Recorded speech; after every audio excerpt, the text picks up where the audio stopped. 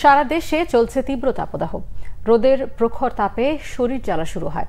গ্রীষ্মের এই তাপদাহ আপাতত কমার কোনো সম্ভাবনা নেই, বরং তাপমাত্রা আরও বাড়তে পারে বলে জানিয়েছে আবহাওয়া অধিদপ্তর। এদিকে প্রচণ্ড গরমে রাজধানীর হাসপাতালগুলোতে বেড়েছে রোগীর চাপ। শিশুরা ভুগছে শ্বাসকষ্ট বা নিউমোনিয়ায়। চলতি মাসের 18 তারিখ পর্যন্ত শিশু হাসপাতালে চিকিৎসা নিয়েছে 246টি শিশু। এদের মধ্যে ভর্তি রয়েছে 99 জন। বেড সংকটে রোগী রাখতে পারছে না তারা। আরও জানাচ্ছেন গালমান শেফি। বৈশাখের তাপে পুড়ছে সারা দেশ। গত কয়েকদিনের অসহনীয় গরমে নাকাল দেশবাসী। আবহাওয়া বিভাগ জানিয়েছে পুরো এপ্রিল জুড়ে এমন গরম থাকবে।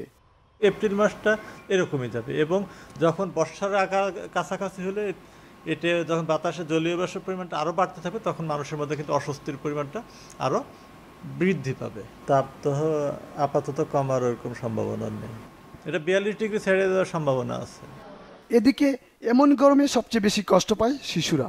প্রচণ্ড গরমে শিশুদের নানান রকম ঝুঁকি তৈরি হয়।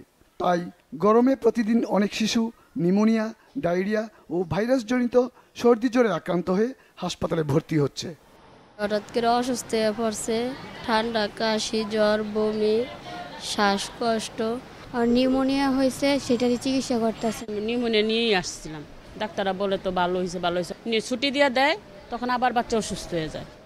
শিশুদের ব্যাপারে সতর্ক থাকার পরামর্শ দিলেন চিকিৎসকরা।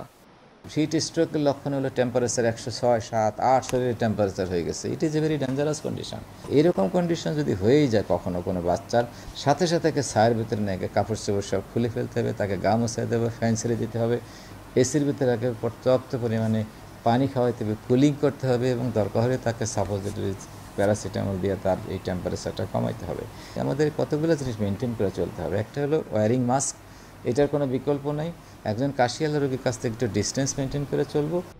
অন্য বছরের এই গরমে শিশুদের মধ্যে ডায়রিয়ার হার বেশি দেখা গেলেও চলতি বছর ডায়রিয়ার প্রকোপ কিছুটা কম বলে জানালেন ওই চিকিৎসক। এখনও ডায়রিয়ার ওই ব্যাপকতা বৃদ্ধি পায় না। গালমান শফি, বাংলা ভিশন, ঢাকা।